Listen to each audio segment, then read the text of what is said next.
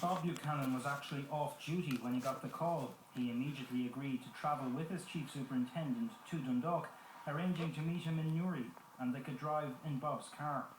It was after lunch, 10 minutes to 2, when Harry and Bob headed south.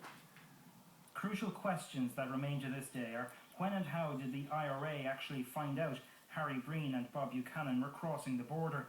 3 IRA members, including one man physically present at the shootings, told the Smithick Tribunal it had established that Bob Buchanan had travelled to Dundalk a number of times in his own car. They said IRA active service units sprang into action when Bob Buchanan's red Vauxhall Cavalier was spotted going into Dundalk station at around 2:10. The IRA told the Smithick Tribunal that from mid-1988 it began carrying out a surveillance operation from this location in what was then a vacant house. They were carrying out surveillance on Dundalk Garda Station directly across the road. They say they were trying to carry out surveillance on a red Vauxhall Cavalier car with northern plates, and that surveillance was carried out on a number of days from 5 in the morning until 10 at night. But was the IRA operation already underway by the time the 2 RUC men arrived here? The tribunal heard evidence from 2 former brigadiers of the British Army. They said the IRA operation would have involved up to 70 people and most likely began sometime around 11:30 that morning. It would have involved lookouts, people checking for army and police patrols and helicopters. The vehicles would have been assembled, weapons and ammunition retrieved from hides. The British Army also detected a high level of CB radioactivity in the South Armagh area from mid-morning, similar to how the IRA would operate. The British Army evidence relating to CB activity is important, according to Solicitor for the family of Harry Breen, John McBurney.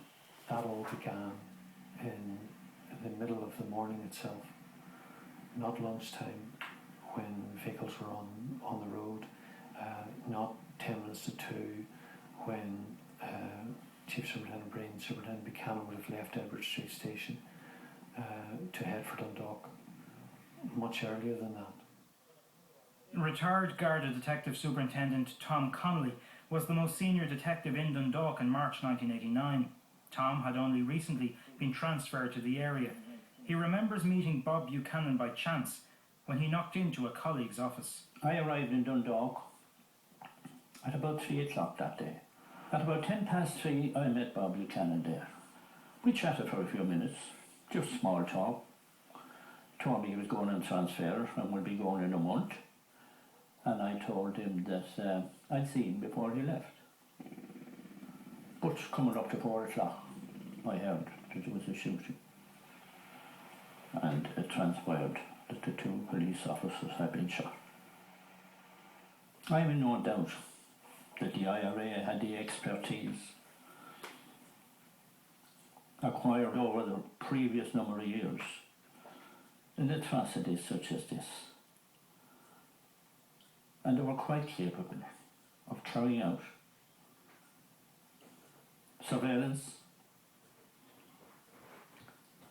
on Bob Buchanan because, unfortunately, he was crossing the border pretty often for quite some time, using the same car. And it would be very easy for them to know that he was in Dundalk that day. Harry and Bob were in Dundalk Garda Station for about an hour. When their meeting was finished, they got into Bob's car and headed back out through Dundalk town, heading for the north. It was 3:20. The IRA says it had 2 active service units covering 2 possible routes Bob and Harry might take back over the border. One was covering the Edenapper Road near Fahard. This is the route Bob decided to drive, not knowing every move was now being watched and that armed men